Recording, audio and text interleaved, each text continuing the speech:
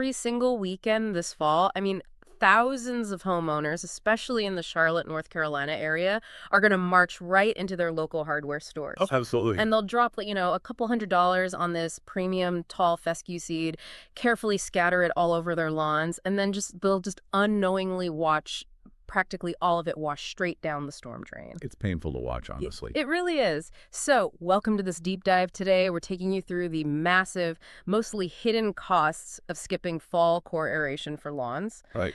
And we are pulling this directly from a regional guide that's really tailored for heavy clay areas, places like Huntersville, Cornelius, Davidson, and basically that whole Lake Norman region. Yeah, and what we're really exploring here is how treating just the visible symptoms of a stressed landscape without understanding the whole subterranean ecosystem, it's basically a guaranteed recipe for Oh, failure. totally. I mean, this isn't just some boring list of yard chores for you. We're going to look at the exact physics of soil, the actual biology of root respiration, and how that unseen environment completely dictates whether a plant survives brutal stress or just completely collapses. Right. So, if the soil is essentially uh, dictating life or death for the grass, we really need to look at what exactly the summer season does to the ground to even necessitate this massive intervention in the first place. Exactly. Because the guide we're looking at, it frames fall as the quote unquote recovery season, which, implies some kind of profound biological trauma has happened. Oh, trauma is the right word. And to really understand that trauma, you have to look at the specific type of grass we're dealing with here, which is tall fescue. Right. Which is categorized as a cool season grass. Yes.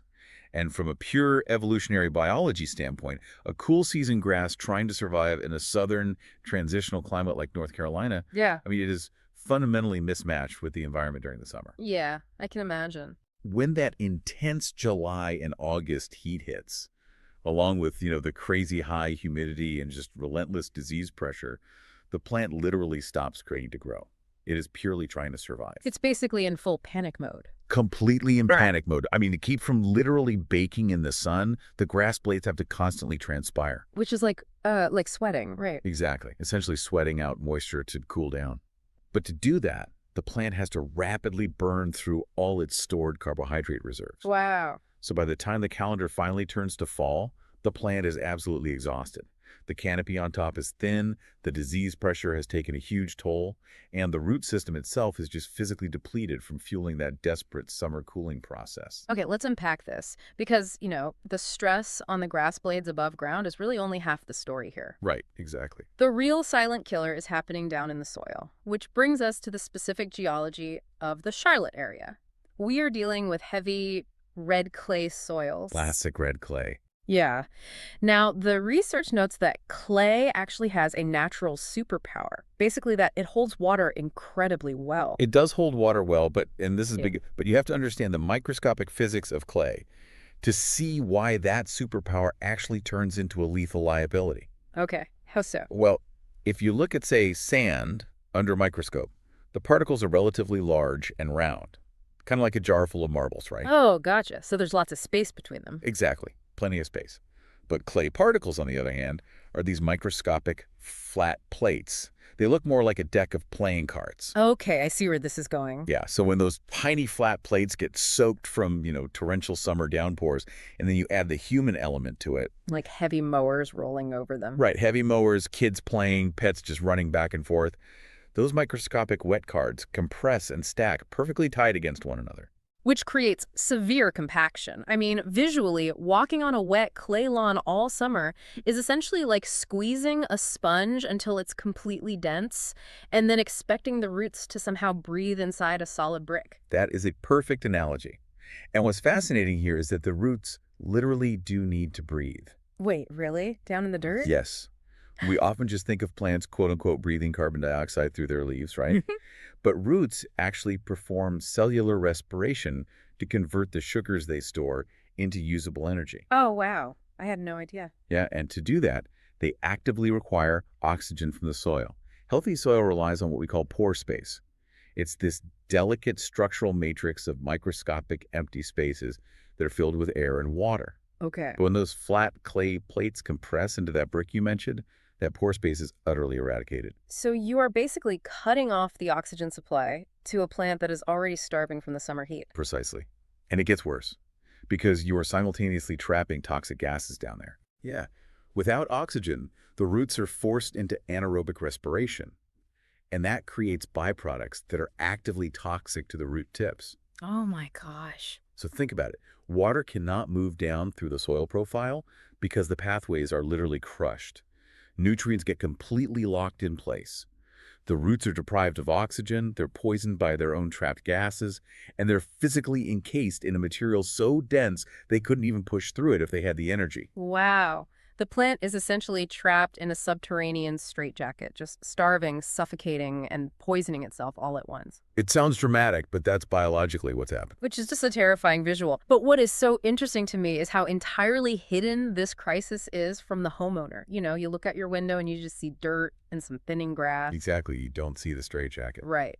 But this hidden suffocation eventually reaches a tipping point where it manifests in highly visible, very frustrating symptoms for you. We get a domino effect. We really do. And the first domino to fall in that chain is water infiltration. Yes, the guy points out a symptom I think everyone has experienced at some point. Just watching water run straight across the lawn instead of soaking in. Oh, absolutely. You run the sprinklers or a heavy rainstorm hits, and the water just sheets off the grass and down into the street.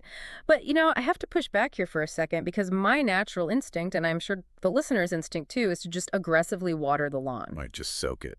Yeah, like if the clay is hard like a brick, why can't I just turn on the sprinkler and run it for 12 hours to soak it until it finally softens up? I mean, do we really need to punch violent mechanical holes in the ground for grass to grow? It is such an intuitive thought, it really is. Yeah. But it completely ignores how severely compacted clay behaves at a molecular level. Okay, tell me. When those flat clay particles stack tightly and then bake in that southern sun, the surface can actually become hydrophobic. Meaning it repels water. Exactly. The capillary action of the soil, which is its natural ability to pull water downward, is totally broken. The surface tension gets so incredibly high that water droplets literally cannot penetrate the microscopic gaps. Oh, wow. So instead of moving downward into the root zone where that fescue desperately needs a drink, the water hits that brick-like crust and just moves laterally across it. Jeez, so no matter how much you water it, You're just flooding the surface until it washes away. you are literally just paying to irrigate the storm drain at that point. Exactly right. And that lateral water movement is exactly what causes the ultimate frustration for homeowners, right? The massive, expensive failure of fall overseeding. Oh, it breaks my heart every fall. Because after the summer thins out the turf, everyone wants to rebuild that dense green look. So they buy the expensive seed, they scatter it everywhere, and they just expect a miracle. But the guide makes it incredibly clear that aeration and overseeding have to be a paired process. They have to be. Yeah. Because if you don't physically break that hydrophobic clay seal we just talked about, the seed is doomed. It just sits there. Right. It goes down to a botanical concept called seed-to-soil contact, which is honestly a bit of a misnomer. How so? Because it's not just about the seed physically touching some dirt. It's about creating a highly specific microclimate for the seed. Okay. For the very first stage of germination to occur, which is a biological process called imbibition, the seed has to absorb a massive, massive amount of water. And if it is sitting entirely on top of a compacted brick-like surface, there is no microclimate. Exactly, none. It's completely exposed to the elements. The wind and the sun cause the evaporation rate on that hard surface to dramatically exceed the seed's imbibition rate. Meaning it dries out faster than it can drink? Yes. The seed literally cannot take in water fast enough to trigger the chemical enzymes required for germination. It just stalls out. Wow. And furthermore, without a physical crevice to anchor its first microscopic taproot, it has absolutely no stability. So when you do finally run the sprinklers, that expensive seed just rides the lateral water runoff straight into the street. So if the soil is essentially a sealed brick, causing all this runoff and all this seed death, I mean, the only way to save the lawn is to physically break that seal. That's the only way. Which brings us to the actual mechanics of core aeration. And I really want to get into the week-by-week biological timeline of what happens when you actually perform it. It is a phenomenal process to track, honestly. So core aeration physically removes small plugs of soil from the lawn, typically about 2 to 3 inches deep. and it leaves those little cylindrical cores just resting on the surface. Right, and in week 1, the impact of pulling those cores out is immediate, right? I mean, we are talking about massive gas exchange. Immediate and profound. By physically fracturing that compressed deck of clay cards, you instantly vent the toxic buildup of carbon dioxide out of the soil profile, and you allow fresh oxygen to just flood the root zone. You're letting it breathe again. Yes, you have forcefully reestablished that critical pore space. The surface tension is finally broken, meaning water can finally penetrate deeply, and it pulls those newly scattered fescue seeds right down into the safety of the holes. Which creates that perfect microclimate for imbibition we were just talking about. Exactly. The seeds are protected from the wind, they are resting in consistent moisture at the bottom of the hole, and they have a physical cradle to anchor their taproots. It's the perfect nursery. But then we move into week 2. The guide says this is when the established grassroots begin actively exploring the new space. But I mean, how? Where does a dying, exhausted summer plant suddenly get the cellular energy to push out brand new roots? Now that is where the biological clock of the tall fescue basically takes over. Okay. Plants possess these phytochrome receptors that literally sense changes in the environment. So as the daylight hours start to shorten in September and the ambient nighttime temperatures finally drop, the fescue realizes the summer heat threat has passed. It knows the worst is over. Exactly. And this triggers a massive physiological shift. It stops sending all its carbohydrate reserves up to the leaves for transpiration and cooling, and it suddenly redirects all of that energy downward to build root mass. Oh, wow. And because you have just provided the physical space and the fresh oxygen through aeration, the plant aggressively capitalizes on that energy shift. Okay, here's where it gets really interesting to me, because in weeks 3 and 4, we have to talk about what happens to those ugly little dirt plugs left all over the surface of the yard. People hate those plugs. They really do. But they don't just, melt into the grass. There is an incredibly intense microbiological process happening there. There really is. A lot of homeowners want to rake those plugs up and throw them away because they look messy, which is honestly the worst thing you could possibly do. Don't touch them. Do not touch them. Those cores are absolutely teeming with actinomycetes and beneficial soil fungi. When they are suddenly exposed to the extra air and moisture on the surface of the lawn, these microbes just go into absolute overdrive. They begin to devour the complex lignins and the dead organic matter, which we call thatch, that was pulled up inside the core. So they are basically eating the dead waste of the lawn. Yes, they are breaking down all that dead organic material, mineralizing it, and literally converting it into pure, usable nitrogen and other vital nutrients. That's amazing. It is. And as the plugs slowly dissolve over weeks 3 and 4 with rain and watering, all of that newly nutrient-rich, microbially active soil just washes right back down into the aeration holes. It is like a microscopic, self-cleaning compost system. I mean, you are taking the suffocating compaction, pulling it out, letting fungi turn it into premium fertilizer on the surface, and then feeding it right back to the roots of the new seeds that are germinating in the holes. It's beautiful, isn't it? The lawn is quite literally recycling itself. It is a perfectly engineered biological loop. The holes do eventually close naturally as the soil settles and the new root mass fills the void, but the physical structure of the clay has been fundamentally altered for the whole season. Right. You have solved the mechanical limitation of the soil right at the exact moment the fescue's biological clock demands root expansion. Which really takes us beyond that initial 30-day window. I mean, you aren't just fixing summer damage at that point. You are building a vast subterranean infrastructure. Exactly. Building for the future. But, knowing human nature, having established this incredible healing timeline, we really have to address the final and probably the most common mental roadblock for any homeowner. Oh, I know what you're going to say. Right. The listener might be looking out their window right now, seeing a relatively okay yard and thinking, but my lawn is green enough, it looks fine. Do I really need to spend the money and do this? And that is the ultimate trap of focusing only on the visible canopy. A lawn does not have to be completely dead and brown to be suffering from severe subterranean compaction.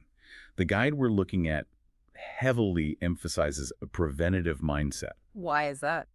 Because by the time the compaction gets severe enough to kill the grass entirely, the cost and effort to fix it is just astronomical. You're starting from scratch. To help with that, the sources actually provide a really handy diagnostic checklist of when you should aerate, even if things look relatively okay to the naked eye. Let's hear it. Okay, let's run through these. First, you should consider aeration if you have heavy clay soil. Well, if you are in the Charlotte or Lake Norman region, check, you definitely have heavy clay. Unavoidable. Next on the list is high foot traffic. Right. If you have kids or dogs, or you just entertain in your yard frequently, Yeah. you are actively compressing those microscopic clay plates every single time you step outside. And that makes sense. Another one.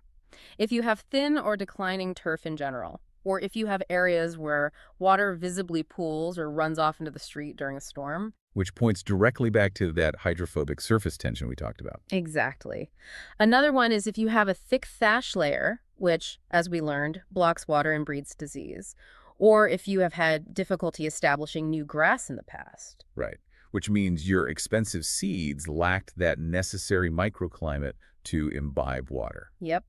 And finally, if the lawn has a history of summer stress, which, again, in a southern climate, tall fescue is 100% guaranteed to experience summer stress. Every single year. Every year. So what does this all mean for you? If you hit practically any of these criteria on the checklist, fall is simply a non-negotiable time to intervene. It really is. But human nature dictates that we ignore maintenance until things are visibly broken. I mean, we do it with our cars, we do it with our health. We tell ourselves, I'll just wait until spring when everything starts growing and turning green again, and I'll deal with it then. Oh, the spring trap. Yeah. Why is spring aeration such a massive trap for tall fescue? This raises such an important question about timing. If we connect this to the bigger picture, we have to go back to the plant's biological clock that we discussed earlier. Okay. Spring in North Carolina is a notoriously short runway. The temperatures warm up, sure, but the brutal, intense heat of summer is right around the corner. Right, it gets hot fast. Exactly. So if you wait until spring to aerate and overseed, you are fighting the plant's natural physiology. Because in the spring, it is preparing for the heat, not recovery. Precisely.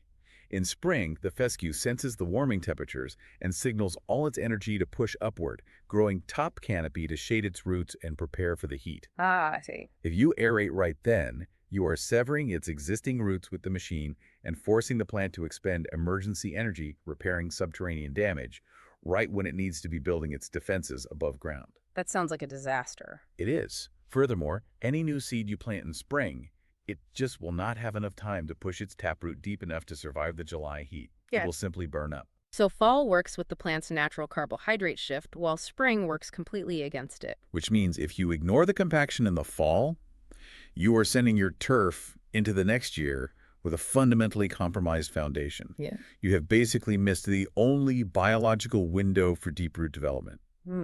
Man. Well, this has been an incredibly eye-opening journey beneath the turf. We started by looking at the crushing physiological weight of a southern summer on a cool season grass and how microscopic flat plates of red clay compress into an impenetrable brick. Yeah, hidden brick. We unpacked the physics of why you can't just soak a compacted yard with a sprinkler, why expensive seed washes away without a proper microclimate, and how breaking the physical seal of the soil initiates just this massive biological response. We tracked that whole 30-day timeline, too, watching how venting that toxic carbon dioxide allows the plant's biological clock to shift its energy downward, Right. and how those amazing soil microbes actively decompose those ugly surface plugs to literally feed the next generation of grass. Such a cool process. And we confronted the danger of waiting for spring, learning why fall is the absolute must-do season to hack the biology of tall fescue for long-term survival. Thank you so much for joining us on this deep dive into the hidden world beneath your feet. I know it completely changes the way I will look at a simple patch of grass. It really is such a complex ecosystem, and I think there's a broader, almost philosophical lesson here for us to ponder. Oh. Yeah, we spend so much of our time and energy focused on polishing the surface of things, right? What is visible and obvious to everyone walking by. Absolutely. But true resilience, whether we are talking about a tiny blade of grass surviving a brutal summer drought, or perhaps even in our own personal endeavors, is entirely dictated by the unseen space we intentionally create for our roots to breathe. Wow. A perfect thought to leave you with. Next time you step out onto your lawn, remember what is really happening below the surface. Until next time. Thank you for listening to the Pain in the Grass podcast, sponsored by Lawn Pride of North Charlotte, Huntersville, your go-to name in turf care for homeowners and businesses seeking beauty, quality, and reliability, powered by family and fueled by passion. Until next time, make sure to take care of that pain in the grass.